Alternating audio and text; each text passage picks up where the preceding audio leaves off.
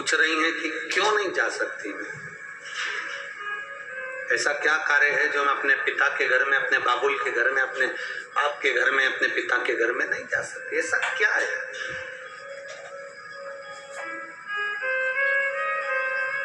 तब भगवान शिव कहते हैं सती तुम जान नहीं सकती, तुम मुझे अच्छे से पहचानी नहीं। सती अभी तुमने मुझे जाना नहीं।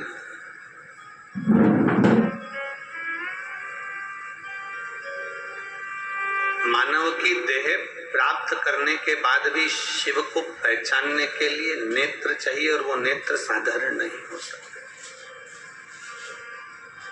शिव जी ने माता सती से एक बात बड़ी अच्छी कही, शायद भारत के ही नहीं विश्व के संपूर्ण शिव भक्तों को ये बात अपने अंदर धारण करना चाहिए।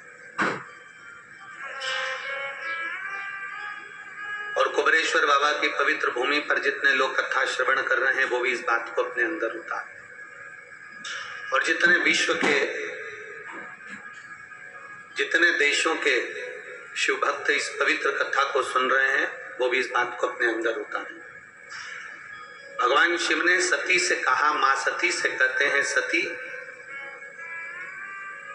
मृत्यु लोक में जन्म ले लेना सरल है, संपूर्ण विश्व में भटक लेना सरल है,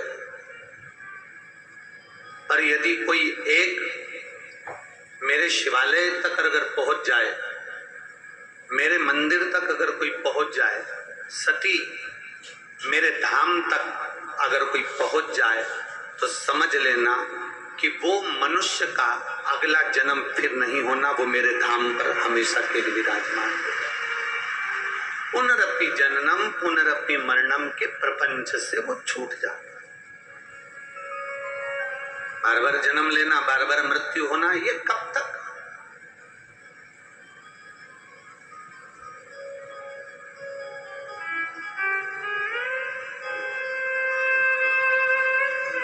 एक मुंबई से एक कुंवर भान आया है।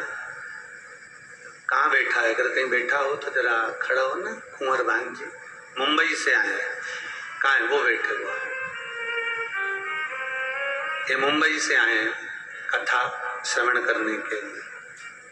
और वो कौन सा डांस होता है, ऐसे धीरे धीरे ऐसे ब्रेक डांस बोलते हैं, कौन सा डांस बोलते हैं, उसको ये बहुत अच्छे से करता है। और वहां इसके बहुत सारे शिष्य भी हैं जिनको वो सिखाता है। पर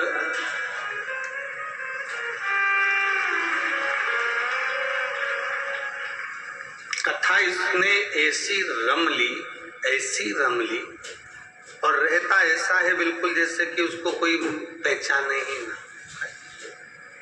तो कल वो आया कक्ष में और बोला कि गुरुजी मेरे को आपके चरण पकड़ना है। मैंने कहा मेरे क्यों पकड़ रहा है, भोलेनाथ के पकड़। कहीं मैंने भोलेनाथ जी के तो पकड़े हैं, पर एक निवेदन भोलेनाथ जी से करना है। हमने कहा क्या?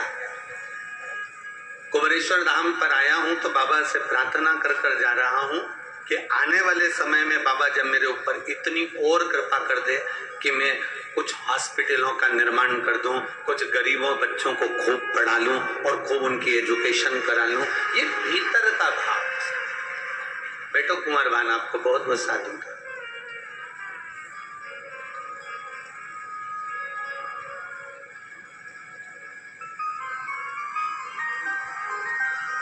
एक भीतर में जो भाव उत्पन्न होता है व्यक्ति वो करता है। और हम फिर कहेंगे आप कुबेरेश्वर बाबा की पवित्र धरा पर आए हो ना, तो बाबा से कहना जो तुम्हारे को हमारे लिए अच्छा लगे ना वो तुम दे देना।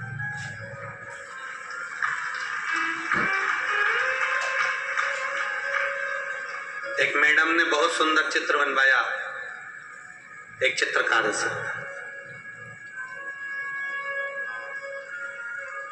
बड़ा सुंदर चित्र बनवाया मैडम ने। और मैडम ने चित्र बनवाया और चित्र बनाते ही मैडम ने कहा क्या सुंदर चित्र बनाया है, बहुत सुंदर। आपकी मेहनताई बताओ कितने डॉलर देना है आपको? अब चित्रकार विचार कर रहा है कि मेरी चित्रकारिता का तो $200 बनता है, पर मैडम तो बड़ी अप टू डेट लग रही है, तो कम से कम $400 तो लेना चाहिए, $400 तो लूंगा। फिर मन में आया कि नहीं नहीं नहीं, ये तो अच्छी पैसे वाली दिख रही है, कम से कम $800 तो लेना चाहिए। फिर उसके मन में आया कि नहीं, $1000 मांग लेता।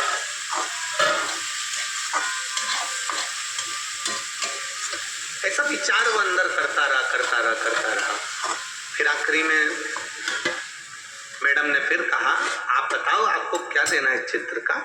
उसने सोचा कि मैं 1000 मांगने वाला हूं, परंतु अगर इसने मेरे $200 नहीं दिया तो इससे तो अच्छा है कि मैं अपने $200 मांग लूं। पर मैं $200 रहने देता हूं, पहले मैडम से कह देता हूं कि तुमको जो अच्छा लगे वो तुम मुझे दे दो। अब घबरा रहा है, अगर मैडम ने कुछ नहीं दिया तो, और 200 से भी कम दे दिया तो। फिर भी उसने कह दिया, मैडम ने पूछा बताओ तुम्हें क्या चाहिए। उसने कहा मैडम तुम्हारा मन करे ना वो तुम दे दो। मैडम खुश हो गई, क्या चित्र बनाया है तूने, कितना जोरदार बनाया है तूने। मैडम ने अपना पर्स लिया, जो पर्स हीरे से जड़ा हुआ था, रतन से जड़ा हुआ था, सोने से जड़ा हुआ था, और वो पर्स मैडम ने उसको दे दिया। और देते से कहा ये पर्स तुम रख लो, इस पर्स को तुम्हारे पास रखो। उस चित्रकार ने विचार करा, मैडम बोल रही है कि बड़ा कीमती पर्स है, तुम रख लो। और चित्रकार ने मन में सोचा मेरे को तो डॉलर की जरूरत थी, पैसे की जरूरत थी, इस पर्स का करूंगा क्या, खूंटी पर टंगा रहेगा, कील पर टंगा रहेगा, ये पर्स मेरे किस काम आएगा। तो उसने सोच लिया कि मैडम तो कंजूस लग रही है, इसलिए उसने कहा मैडम आपका पर्स अपने पास में रखो, मेरे तो $200 तुम मुझको दे दो, मुझे तो मेरे $200 दे दो। मैडम ने वो पर्स लिया, खोला, और उस पर्स को खोला तो उस पर्स में $1,00,000 रखे हुए थे, उसमें से $200 मैडम ने दे दिए।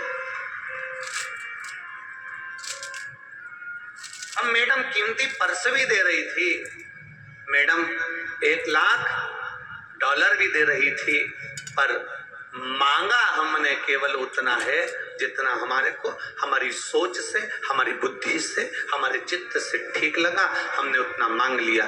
कभी कुबेरेश्वर बाबा की धरा पर आना, कभी बाबा के धाम पर आना, कुबेर भंडारी की इस पवित्र भूमि पर, कंकर शंकर की भूमि पर आना।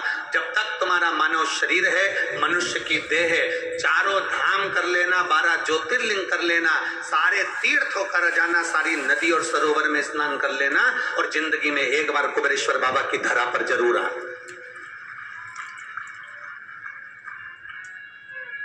बाबा कुबेर भंडारी की भूमि पर एक बार जब आना, हर जगह से जब घूम कर, हर जगह से धक्के खाने के बाद, हर जगह पर होकर आने के बाद जब कुबेर बाबा के भंडारी की इस पवित्र भूमि पर आओ, तो बाबा से अपने लिए कुछ मांगना तो इतना जरूर करना कि तुझे मेरे लिए जो अच्छा लगता हो बाबा, तू मुझे वो दे देना जो मेरे लिए अच्छा हो और तुझे अच्छा लगता हो सकता है मैं कम मांगू, हो सकता है मैं थोड़ा मांगू, हो सकता है मैं थोड़ा लूं, पर तू कृपालु, तू दयालु, तू करुणा सागर है, तेरे बराबर दुनिया में कोई कृपा करने वाला नहीं होगा।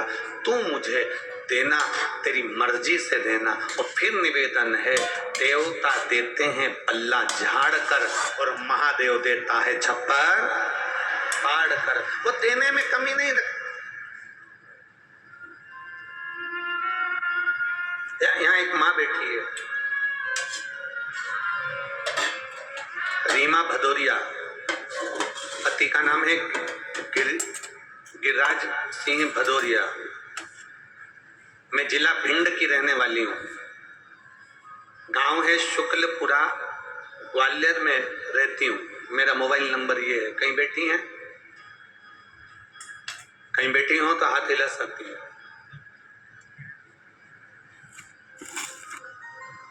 बच्चा आया है के साथ में? पहले तो जो बच्चा इनका चले गया, उस बच्चे का फोटो एलईडी पर आप लोग देख सकते हैं। 15 साल का बच्चा था। आप उस बच्चे को लेकर आ जाओ, एक बेलपत्र ले। गुरुजी, 15 साल का मेरा एक बेटा, 20 जुलाई 2021 को उसका जन्मदिन था, और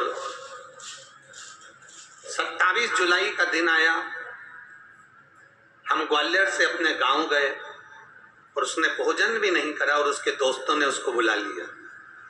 15 साल का मेरा बेटा, जब दोस्तों ने बुलाया, मेरा बेटा उनके साथ चले गया। सब तालाब के किनारे पर नहाने लगे, खेलने लगे।